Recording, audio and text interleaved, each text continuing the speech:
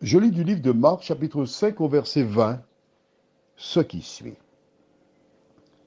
Il s'en alla et se mit à publier dans la Décapole tout ce que Jésus avait fait pour lui. Et tous furent dans l'étonnement. Prions. Notre Seigneur et notre Dieu, nous revenons pour la dernière fois à l'histoire de cet homme qui était possédé.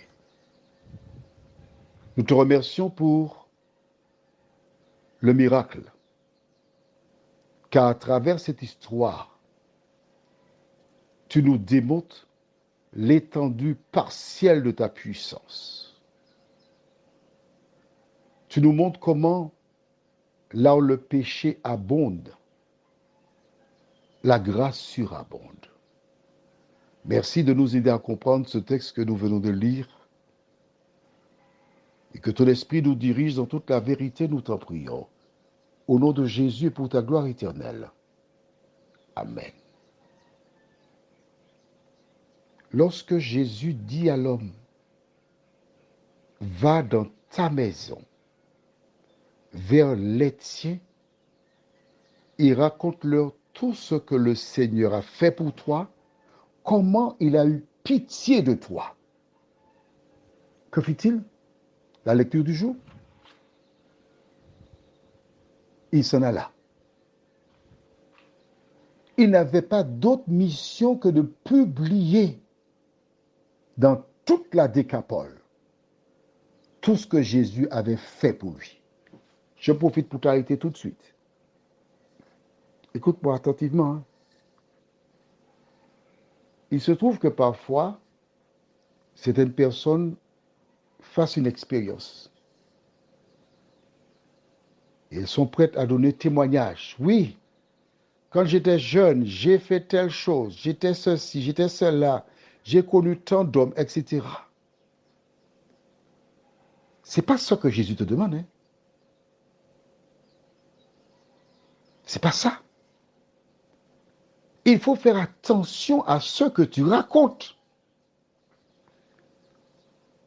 Des personnes prennent cela au premier degré et puis ils disent, bon, imaginez une jeune femme qui était prostituée à Paris. Elle recevait une trentaine de personnes par jour. Elle accepte Jésus. Il ne faut pas aller dire aux gens que tu te tapais 30 mecs. Ce n'est pas ce que Jésus te demande. Hein. C'est pas ça. C'est une page d'histoire que tu n'as pas à publier à quiconque. Car en le faisant, tu risques de planter dans la tête de certains qui ne sont pas encore convertis l'idée que tu serais disponible et qui seraient très heureux d'enlever tout ce qu'il y a comme poussière et te relancer dans le péché. Non. Et quand tu donnes ton témoignage, tu dois te rappeler que si tu as des enfants, l'ennemi ne manquera pas d'utiliser ta vie pour atteindre tes enfants et mettre une séparation entre toi et tes enfants. Il y a témoignage et témoignage. Comme quelqu'un disait, toute vérité n'est pas bonne à dire. La seule vérité que tu dois dire, c'est comment Jésus a apporté une nouvelle orientation dans ta vie. Sans entrer dans les détails. Car beaucoup, par le passé,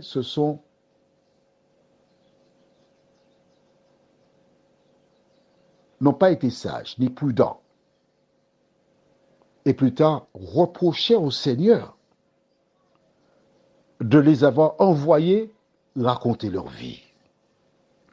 Avant de donner un témoignage, veille à garder à l'esprit que tout ce que tu racontes doit donner gloire à Dieu. Seulement ça. Note aussi que Jésus n'a pas envoyé l'homme pour raconter les problèmes des gens, ni leurs faiblesses, ni leur passé. Il a dit à l'homme, va raconter ce que le Seigneur a fait pour toi. Les affaires des gens ne te regardent pas, seulement les tiennes. Prions. Notre Seigneur et notre Dieu, merci pour ta parole. Et tandis que nous avons achevé avec cet homme, et nous commencerons, si tu nous prêtes vie, demain matin avec l'histoire de Lazare, qui se trouve dans Jean chapitre 11. Nous te demandons, ô Dieu, de continuer ton œuvre en nous, de nous laisser transformer par ton esprit, de chérir ta parole, de vivre de cette parole, afin que nous soyons en mesure de grandir en toi, nous t'en prions, au nom de Jésus et pour ta gloire éternelle. Amen. Je te souhaite une bonne journée sous le regard de Dieu. Et n'oublie pas, tout ce que tu as raconté, c'est ce que Jésus a fait pour toi.